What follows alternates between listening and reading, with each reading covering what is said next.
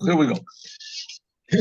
All right, now we are learning from Bahar B'chukotai in the Dvar Malchut, a speech which was given by the Lubavitcher Rebbe in Tafshin Nun Aleph 1991. Now, it happened to be that when the Rebbe gave this was like the calendar worked out that it was like a week later than this week. This was Shabbat Mavorchin when the Rebbe gave this speech. It was the Shabbos that gave the blessing to the month of Sivan. The month of Sivan is the month when the Torah is given, right? Okay, so this is a little bit sort of out of sync. The Rebbe is speaking about being that this is the last Shabbat of the month of Iyar, and in a few days is going to be the month of Sivan and the holiday of this. And this, in fact, this Shabbat by us right now is not the last Shabbat in the month of Iyar. Next Shabbos will be, but it still is very relevant. So let's go. The Inyano Shel Rosh Chodesh Sivan. The whole idea of the first day of the month of Sivan. Sivan is the third month of the Jewish year. The first month of the Jewish year is Nisan, and the second month is Iyar. That's the month we're in now. And the third month is the month of Sivan. Sivan, on the sixth day of Sivan, was when God gave the Torah to the Jewish people, 50 days after they left Egypt. Okay, the first day of Sivan,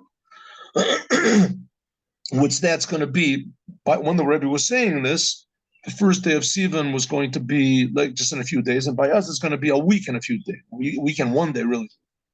The thing of Rosh Chodesh Sivan is, it says clearly in the Torah, B'chodesh Ashlishi, on the third month, the month of Sivan, Bayom Hazeh, on that very day, Ba'u Midbar Sinai, the Jewish people entered the Sinai desert after leaving Egypt, right? After leaving Egypt. Midbar Sinai, that was the first day, and 6 days later they received the Torah. Midbar Sinai, the desert of Sinai, Kashur is connected to the giving of the Torah. Moshe Kibel Torah Misinai. It says Moses received the Torah from Sinai. It doesn't say from Mount Sinai, even though that's the fact. It was from Mount Sinai, but it was called Mount Sinai because it was in the desert of Sinai. That was the desert. Midbar Sinai, Kedoshas, like the rabbis say, Nitna B'midbar. The Torah was given in a desert. Why? To show that it's a makom hefker, a place that is ownerless, that anyone who wants to call a rotze lekabel yavo lekabel. Anyone who wants to can go, right? You want to set your tent up in the desert, anywhere you want to in the desert, you can, anywhere you want to live in the desert, you can live, right? You can live. If somebody's already living there, then you can't disturb him. But on the other hand, a person that is living in the desert, he can't claim that. He can't say, listen, this is my father lived here, so I want, you can't do that. The desert is essentially a place that is ownerless. And therefore, Midbar Sinai, when the Jewish people came to the desert of Sinai, and when did they come to the desert of Sinai? On the first day of Sivan. Just 1 second. Someone has their thing, so let me see who this person is. Oh, there we go. That's okay. Ari Slavin, I just pressed your thing over here, so I can't hear your background noise. Nothing personal. Nothing personal. Here we go. No. There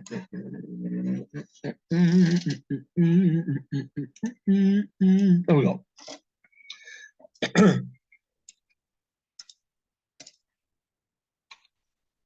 Inyan Zeh.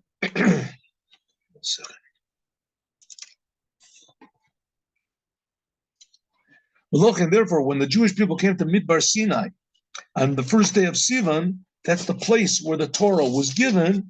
Hitchil, that was really the beginning of the giving of the Torah. Immediately after Rosh Chodesh, after the first day of Sivan, Moses began to deal with the people and prepare them, actually give them orders on what to do to receive the Torah. On the language of the Midrash, Omer Kodesh Baruch Hu, God said, Hare, behold, Asha she'etein lahem et Torah. The day that you came into the desert, the Sinai desert, that's the day that I'm going to give you my Torah. Inyan Zeh, this whole idea of giving the Torah in a desert, Mudgash is stressed, Kam also, Be'akriya the Torah, in the reading of the Torah that we read right next to Matan Torah, which is like it says that we read the portion of, you always read Midbar Sinai, Midbar, we start with Midbar Batzeret, right? Because in Midbar Sinai was the day, it was the place that it was good to give the Torah. So Midbar Sinai, that's next week's Torah portion.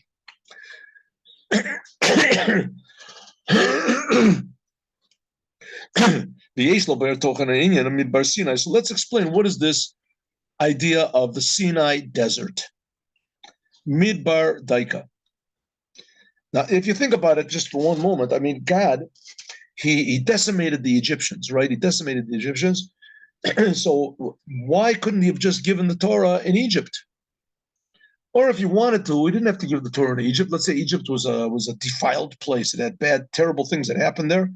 So we took the Jews, left Egypt, and then give them the Torah. Why did he have to go? They had to go to the sea, Yam Suf, and then they had to split the sea, and then they had to go for another 6 weeks. Excuse me. Until God gave them the Torah. Then they came into the desert. Oh, this is where I want you to receive the Torah, in a desert. Why is it so important, the desert, to receive the Torah in a desert? What's the big deal? Midbar, a desert is a place that's, like we said, ownerless. That no one can take possession of land over there. Lo balut shel yachid, not an individual person, and not even balut shel rabim. Not even if there came, let's say, a whole nation settled in the desert and said, "This is ours." As soon as they left the desert, it's not theirs anymore. Come on, reshut rabim, reshut shel balut rabim. Nowadays, I don't think there's any deserts that are owned, that are not in some country. Right, so they won't let you set up your because there's laws of the country. But ideally, a place of a desert, at least the way that it was back then, was a place that nobody wanted to live there and nobody could live there. Therefore, because there is no ownership, anyone that wanted to could go and zechutbo, they could take possession of that land. You could live there. They could go and live there. You set up your house and wherever you want to in the desert. Who wants to, but you could. Well, at first glance, the sin is the Torah, the giving of the Torah to the Jewish people is not in a way that God took away his ownership from the Torah. God gave the Torah in the desert to show that the Torah had no owners to it. Right? That the Torah, anyone who wanted could come and claim the Torah. It was in a place that nobody owned it. So what do you mean nobody owned it? God owned the Torah. The Torah belongs to God. Hefkiru l'kol. It says God is always owning the Torah. Hainu shenasit kedavar she'eno le'albalot she'kol echad yochol lavo lizkot bo. God gave the Torah in a way that he said anyone who wants to can use it, but not that anybody who wants to can possess it. Agdei balas a kinyan. Ella, but often it's something like the land of Israel, right? Land of Israel. You can't. No person can own the land of Israel. The government of Israel does not own the land of Israel, right? It doesn't belong. Israel does not belong to the Jews. Israel belongs to God. God said the Jews can stay there. It's the Jewish place. God wants it, but that's only because God decided so. Same thing with the Torah. God said anyone who wants to come and learn Torah, you can come and learn Torah, but that's because God said so. But the Torah belongs to God. Right? The land of Israel belongs to God. What's this thing that the Torah was given in the desert to show that anyone who wants to come and take it, that no one owns it? What do you mean no one owns it? That's the Torah. No one owns it. God owns it.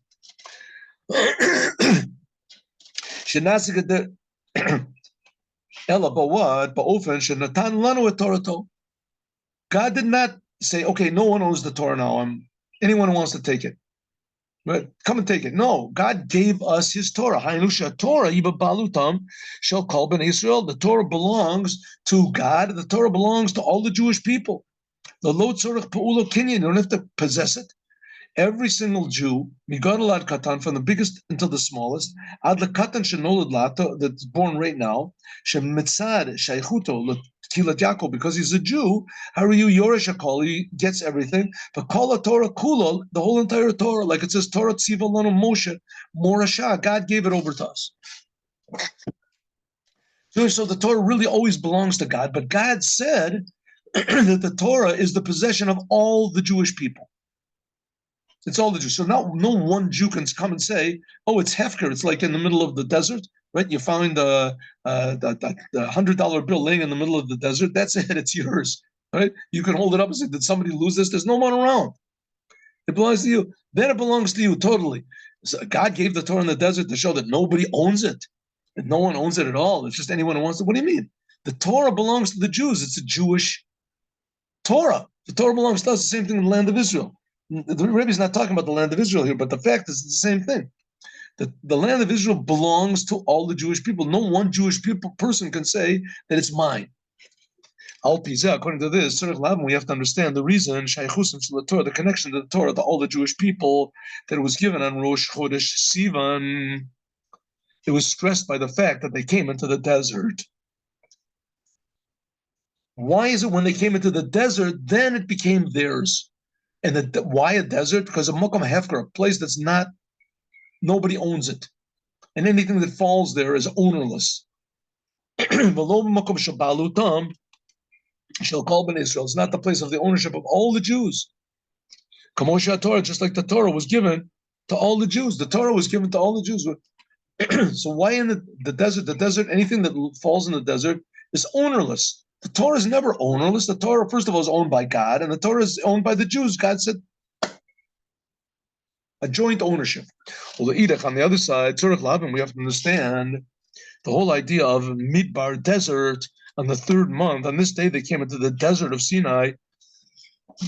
Why is this stressed in the Torah portion called Bamidbar? That's going to be next week. Shekorim B'Smichos, that we read right next to right next to the holiday of Shavuot. V'lo b'parsha Shekorim b'Shabbos shemimenu midborech hayom bo midbar Sinai.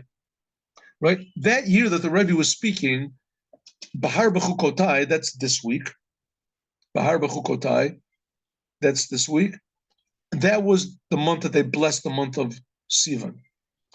And right, Sivan. The Torah is given on the 6th day of Sivan. Right before the 6th day of Sivan, and that year, they read the Torah portion called Bamidbar. And that's going to be next week's Torah portion. By us, it's not going to be that way. Right, let me see that I haven't got a calendar in front of me, but it seems that it's going to be that. Let's see. I wish I had a Torah portion in front of me. I don't have one. I should have gotten one here. 1 second. Does the calendar say? No, my calendar doesn't say what's Shavuos. On Shavuos. Before Shavuos, now before Shavuos Lechiora, we read Parshas Nasai. Is that right? On Shavuos in Chutz La'aretz, we have a second day, and you don't, so it's going to be different, right? Why it comes out on Shabbat? Shavuot comes out what day? Shavuot comes out Friday and Shabbos this year in the U.S. I see. So then it'll be changed, right? Okay, but what's the parsha that we read before Shavuot? That's Parshas Nasai. What? Bamidbar? No, Bamidbar. They read Bamidbar. Okay, good. Anyway, so it says, why is it that the Rebbe is saying, I have to look and see, that we read, let's see, Parshas, this, Bamidbar. Okay, good. Doesn't seem to me to make sense. The 9th. Oh, I see. That's right. I see. That's right. Bamidbar, and it's going to be 6 days later. Good. Okay, good. I understand. Right. I'm sorry, I just don't have a calendar in front of me, so I see. Right, because the day before the 29th day of Iyar, that's next week. And that's going to be Shabbos Mevorchim. And then we're going to be reading Parshas Bamidbar. And right, so 6 days later after that will come Shavuos. Good, I understand. Okay. So the Rebbe says, okay, why is it that it's set up that we read the Torah portion called Bamidbar, which means the desert of Sinai? Why do we read that right before the giving of the Torah? Oh, because the Torah was given in the desert. So that's right. Once again, this week we have Bahar. Bahar, B'chukotai. Bahar is talking about on Mount Sinai. This is also indicative of the giving of the Torah, Har Sinai. The God spoke on Har Sinai. That's the name of this week's Torah portion. Bahar B'chukotai. Why don't we have the holiday of Shavuot right after that? Right? Why do we stress the thing of the desert? Bamidbar, we stress that the Torah was given in the desert, and we don't stress so much the fact that it was given on the Mount Sinai. Why? The Edek, on the other hand, and especially because the desert is not exactly the same thing as the giving of the Torah in the desert is not exactly the main point of a desert. A desert is a place where nobody owns anything, and anything that falls there becomes ownerless, which is not the case with the Torah. The Torah is never ownerless. The Torah is owned by God, and the Torah is owned by the Jewish people. So why is stressing so much the thing of the desert? Okay, the Rebbe is going to say. On the other hand, we have to understand the reason, the Bamidbar, the idea of the desert on the third month, that they came to the desert of Sinai, is stressed in the parsha of Bamidbar that they read right next to giving the Torah, and not this week's Torah portion, which is Bahar. It's talking about Midbar Sinai, parsha Bahar B'chukotai, like it is in many years, this year also, right? That they are joined together. Bahar B'chukotai, it's joined. Okay, so the Rebbe is going to explain why the stress on the desert. What's the big connection between the desert and the Torah? The Torah was given on a mountain. Why the desert? Why did the mountain have to be in the desert? We're going to learn a very important lesson in our personal lives from this. First of all, Shekriyas Parshas Bamidbar before Atzeres, that when we read next week, Torah Parsha Bamidbar before the holiday of Shavuot, Atzeres is Shavuot. And not just this connection to the desert of Sinai, but also because Ezra, one reason is because Bamidbar is right before the giving of the Torah, because it was given in the desert. But that's another reason. Ezra, Tikan La'em L'Yisrael, that they should be reading the Kolalos Shabbat Torah, Kohanim, Kodem Atzeres. Ezra, who was Ezra? Ezra was between the first temple and the second temple, right in the beginning of the second temple. He was the head of the men of the Great Assembly. The men of the Great Assembly were his pupils or his followers. Anyway, Ezra was the leader of that generation. And Ezra made a lot of tikkunim, established a lot of things, Ezra. And Ezra established that the Jewish people should read the curses in the Torah Kohanim is the book of Leviticus, before Atzeres, before the Torah is given.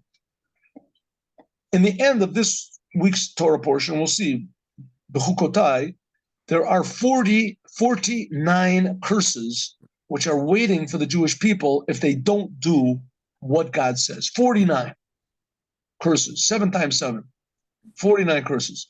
And Ezra established that we should always be reading these curses, 49 curses, before the holiday of Shavuot, when we receive the Torah. Why do we read Bamidbar before the holiday, right? Before the holiday is Kadosh Lo Lasmich Kalalos Shebechukosai Latzeres. So Ezra, how did the Torah portions go? This week we read Bahar B'chukotai. Next week we begin the new book of Numbers. That's what it's called in English, but Numbers in Hebrew, the name for it is Bamidbar. Some places it's called Parshas Pekudim also, but it's called Bamidbar. So we read Bahar B'chukotai this week and Bamidbar next week. So the Rebbe said, well, one of the reasons is because the Torah was given in a desert. The Bamidbar means a desert. Ezra gave a different reason, and he was the one that established it. Ezra said we always read Bamidbar, Parshat Bamidbar. We begin the book of Numbers, Bamidbar, before the holiday of Shavuot. Why? As a buffer, to separate the curses, which he said you also have to read before the holiday of Shavuot, the curses which are in the end of this week's Torah portion. So we'll read it before Shavuot, but we don't have to read it immediately before Shavuot. We'll read it 2 weeks before Shavuot. So we're reading this week, we read the curses, and next week we read Bamidbar, that sort of separates between the curses we read this week and the holiday of Shavuot, which comes after the reading of Bamidbar. And that what we read Bamidbar Sinai before Atzeres is that we shouldn't have the curses right next to Atzeret. We shouldn't have the curses right next to the giving of the Torah, namely that the parsha that we read mainly before Atzeret, according to Ezra, should really be Bechukotai this week. But the only reason we read Bamidbar is not because of the importance of a desert, but because we don't want to read these curses right before the giving of the Torah. So here's a different sort of a reason. So if so, the desert is not so important as we thought. According to Ezra, the only reason we read about the desert, Bamidbar, is because just so that we shouldn't make the curses immediately before. So we read the Sheikhot the Tochan, the Parashat Bahar Bechukotai. If so, there is a very deep and essential connection between this week's Torah portion, Bahar Bechukotai, and the giving of the Torah, according to Ezra at least, right? Ezra, that according to Ezra, we should read this before Shavuot. We just put an extra portion immediately before Shavuot so that the curses won't come immediately. What's the connection? Mudgash, this is stress. Just 1 second, please. No, okay. Okay, no, there we go. Somebody as a participant. I'm muting again. It comes out muted. I hear all these background noises. Okay, here we go. Excuse me, please. Okay, let's get down to the point. The point is, Bahar B'chukotai, this week's Torah portion, has a special connection to the giving of the Torah. What's the special connection? Bahar, simple. Bahar, that's on the Mount Sinai. That's the mountain where the Torah was given. B'chukotai, as we learned just now in Lakuti Torah, Milashon Chakika. This is the language of being carved out. Sharum is that this hints at the letters which were carved out on the tablets. Shekolalim kol Torah kula, that the letters on the Torah, on the tablets, that includes, I just pressed the wrong button over here. 1 second. How do we do this? 1 second.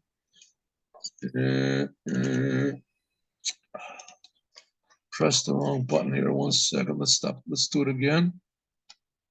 Sorry, 1 second. Yeah. No. Okay. I'm sorry. I just pressed the wrong button and the whole thing just went away. Here we go.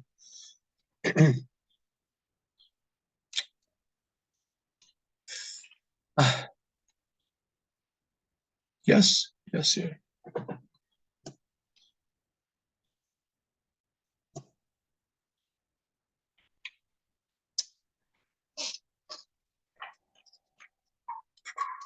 There we go. Oh, sorry. There we go. Okay, we're back. We're back on again.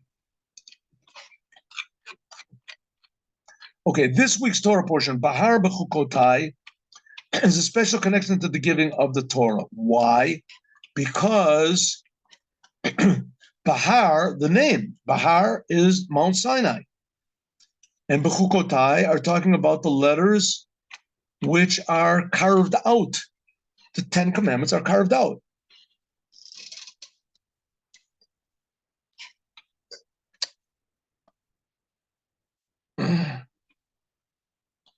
I'm sorry, I just pressed the wrong button there and I lost the place. There we go.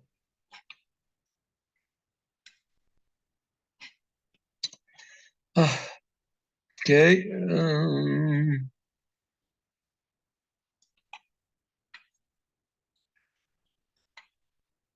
Here, Ezra, there we go. Oh, here we go. Here we are.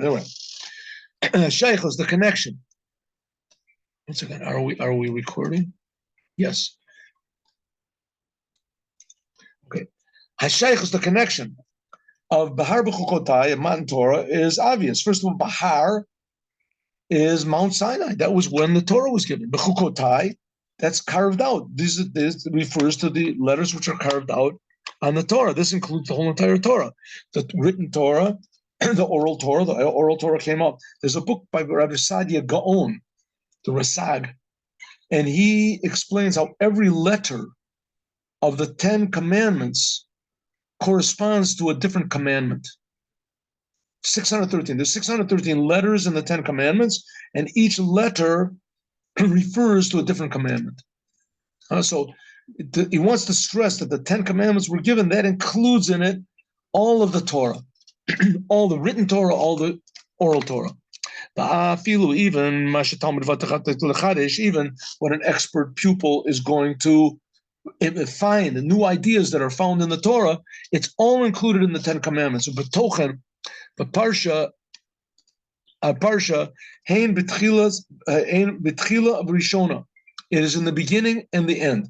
In the beginning, it starts off, God spoke to Moses on Mount Sinai, and it talks about Shemitah, Mayan Shemitah. It talks about the 7th year. Well, how does the Torah portion start off? Right, this double portion. God spoke to Moses on Mount Sinai, and he said, these are the laws of the 7th year, the sabbatical year. Everybody asks, Mayan Shemitah, it's Lahar Sinai. Why does it say God spoke to Moses on Mount Sinai and he told him the laws of Shemitah? All the commandments are said on Shemitah. Elamah, Shemitah, just like Shemitah, the 7th year was said, all the details, right, general, and all the details were also said on Mount Sinai. The Torah goes into tremendous detail and when it talks about the commandment of Shemitah, what you're supposed to do, what you're forbidden to do. So also, this is a general principle. Shemitah is for the whole entire Torah. Everything was given in the Torah in a general way, and all the details were also given on Mount Sinai. And that's at the beginning. And the end is, these are the commandments that God gave, Bahar Sinai. Right? That's how all the curses in Parshas Bechukosai, that's how it ends off. These are the commandments that God gave Mount Sinai. So if so, we see that these Bahar Bechukotai, this really includes all of the Torah. Bahar is the Mount Sinai, that's where the Torah was begun. And the end says all the laws were given on Mount Sinai.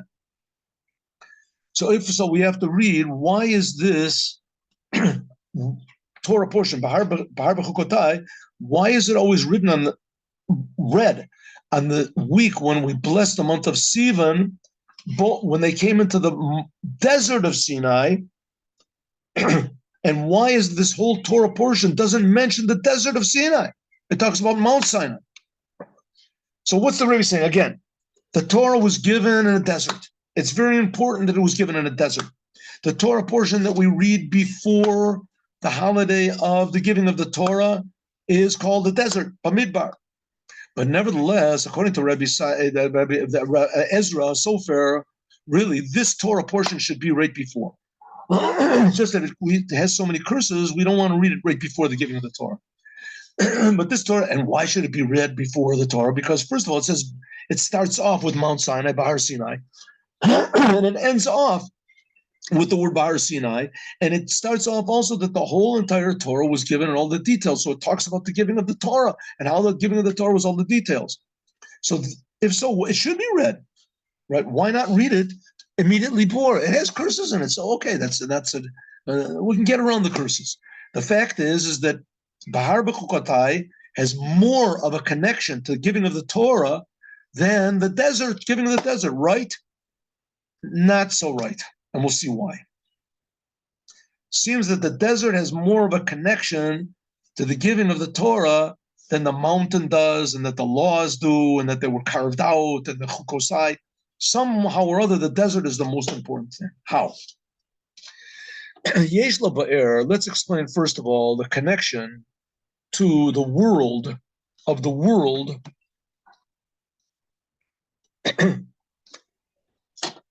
and the importance of a place in the world where the Torah was given. Why is that important at all? First of all, it was given on a mountain and it was given in a desert. Why do we care where it was given? The Lechior at first glance, Kiva Shapulas Torah, since the giving of the Torah was to the whole world. The Torah is the blueprint of the whole entire world. Why do we care so much where it was given? Most important, the Torah was given to the Jewish people by God. That's what we care about. We care about the Torah. We care about the mountain. Not only that, if you think about it for one moment, okay, let's just The Yeshlom, we can say, the Bechiras Makom, when God picked this particular place in the world, Sharoy, the Torah was to be given, it's stressing the purpose on the idea of the Torah in the world. Now, by the way, I don't know if everybody knows, but Mount Sinai, that was the place of the burning bush where God spoke to Abraham. And he said that the Jewish people are going to be slaves. They're going to be slaves for what, 400 years, and then ended up God cut it down to 200. They're going to be slaves, and they're going to get out, and they're going to serve me on this mountain, on the mountainside. And interestingly enough, we know where the mountain is. As far as I know, we know where it is, and the mountain is not considered to be holy, where the Torah was given.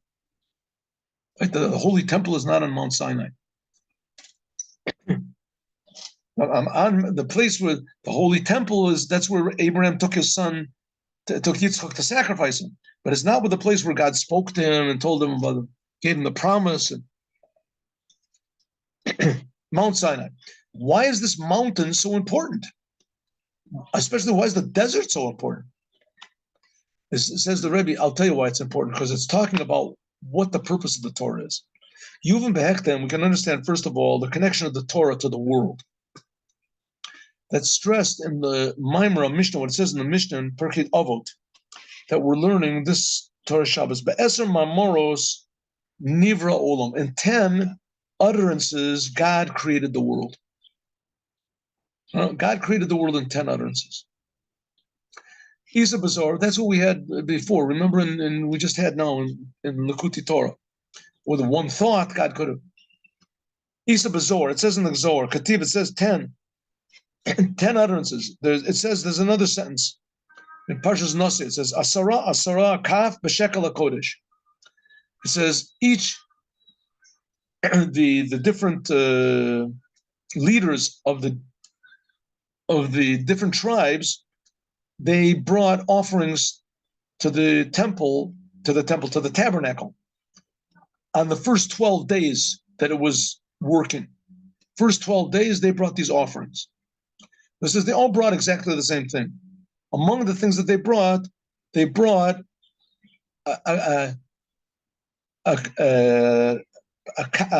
a spoon of gold, and it weighed 10 units. So it says each one weighed 10 units. Asara hakaf v'shekel hakodesh. Each spoon weighed 10. But it doesn't say that. The language of the Torah is asara. 10 are the spoons of the shekel hakodesh.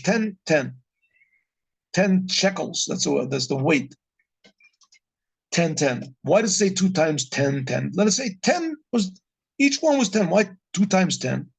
The Zohar says there's 2 times 10. This hints at the 2 big tens, the famous tens.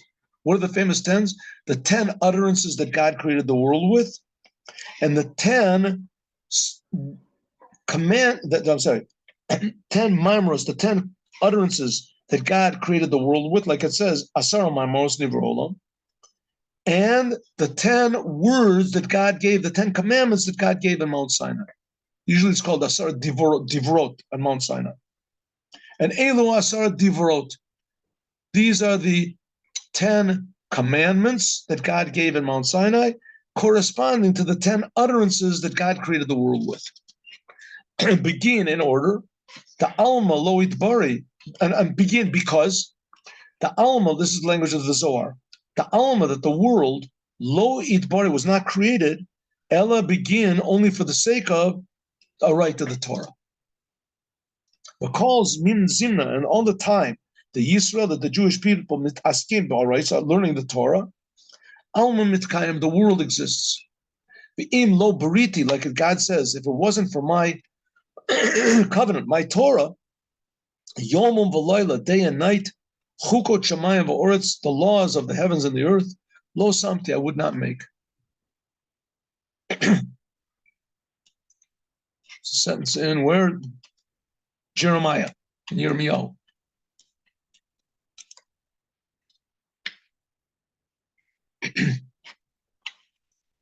U'Mesayim, and the Zohar finishes, says, Al Yedei Zeh, by means of this, by means of learning the Torah, eshkechach bei shloma. There is found in the world peace.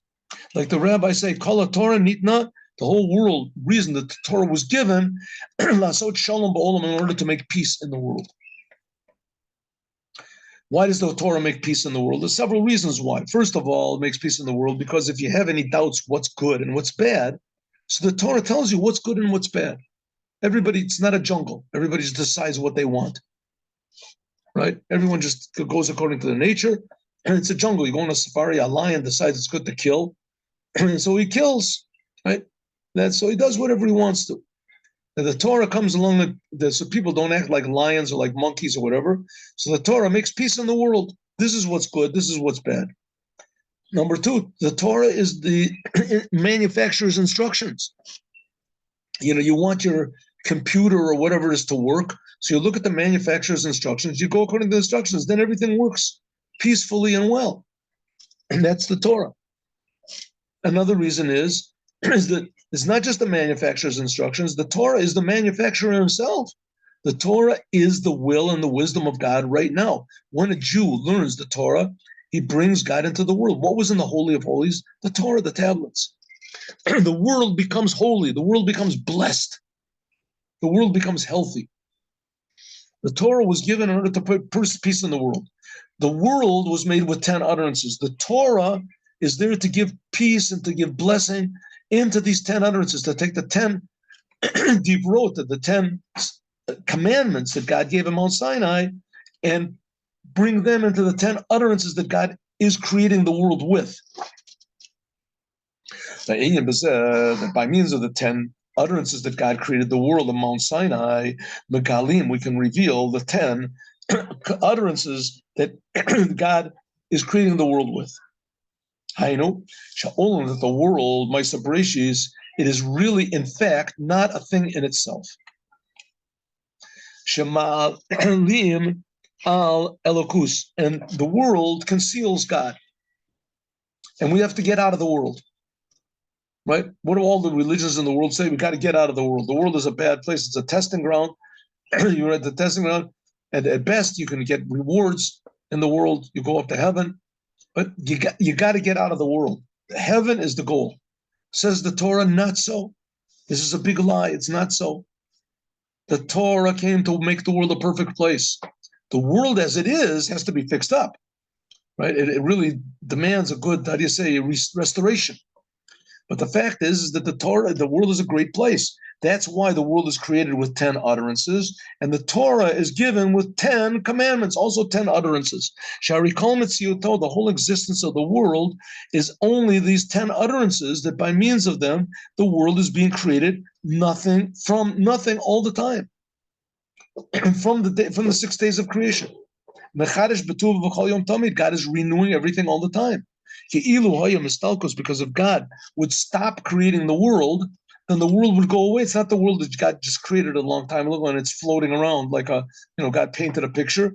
And there's the picture, you can sell it to the author is far away, and you can sell the picture. It's worth millions. It's God's creation. It says that's not so.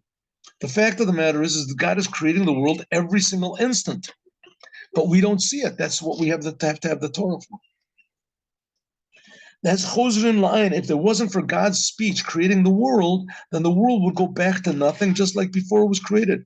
There wouldn't be any existence. In more detail, Mishnah, like the Mishnah says, with 10 utterances, God created the world. Why did the Torah tell us that God created the world in 10 utterances? God could have created the whole world in just one word, and one utterances. That's it, the word. World exists. That's what the Talmud says, because God wants to show us that the details are important, that God took 10 utterances to create the world. In other words, to punish the evil people, that they destroy the world, that God put so much emphasis in. God put so much energy into it. 10 utterances, 10 utterances. You could say, listen, big deal, I'm destroying the world. God just went, do another, create the world. That's such a big deal. Says, no, God created the world with 10 utterances. True, he could have created it with one. And then you might have what to say, so big deal. I killed a few people. What's the big deal? It's just God will just create them brand new. Says, no, God created the world with 10 utterances. It was a difficult thing, so to speak. Every detail is important by God. God created the world with 10 utterances to give a punishment to the bad people. In other words, to discourage people from wanting to do bad in the world, because the world is important to God, and also to give a big reward to tzaddikim that they sustain the world that was created with 10 utterances. The world is important to God. You get a big reward if you do something good. So we see that the world is very important. So we're starting to understand a little bit why the desert is being stressed over here in the giving of the Torah. It's known the big question, since the one God could have created the world in one utterance, why should there be a punishment or a reward if God decided to do with 10? And the fact of the matter is that the world is only worth one utterance. God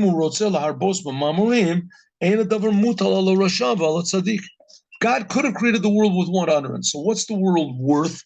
One utterance. God decided, for whatever reason he wanted to schlep it out for 10 utterances. That's not the fault of the bad person. In fact, the world is only worth one utterance. God decided to make this big fanfare and create the world with 10, but that doesn't mean that it's really expensive, that the world is really valuable. Says the Rebbe, if the world really isn't valuable. God could have created it in just one word. What's this idea of reward and punishment as though it was created with 10, or God did create it with 10? He didn't have to create it with 10. He could have created it with one. We could say the explanation is like this. In the creation of the world, in fact, there are two ways. With one speech, like we said before, remember we just learned in Likutei Torah, that's God's thought, and in 10 utterances. In that one utterance that God made, that one utterance is the world was created to be to appear to be a separate existence. Yesh mi'ayin be'efed muchlad, that the world is something from nothing, but the world is something. That the world is created from some sort of ether or primal substance, sheshava l'kol nivraim ba'olam, that's equal to everything. What is this first substance? We'll see. Okay, that God created it with one word, that means that God brought non-existence into existence. Right? God brought non-existence. You want to say that God created the first atom, first whatever. Okay, of course you can ask yourself, it's the same question you can ask. God created the world in 7 days. He created the world with 10 utterances. Created the world with one utterance. Right? Why did God, what do all the scientists say? Impossible. Couldn't create the world. Obviously, it must mean that each day is like 1 billion years or 1 million years, or something like that. Because you can't create it so fast. So the answer to that is, what are you talking about? God could have created the whole world in one instant. Right? Could have created the whole world, everything in the whole world in one instant. How do we know?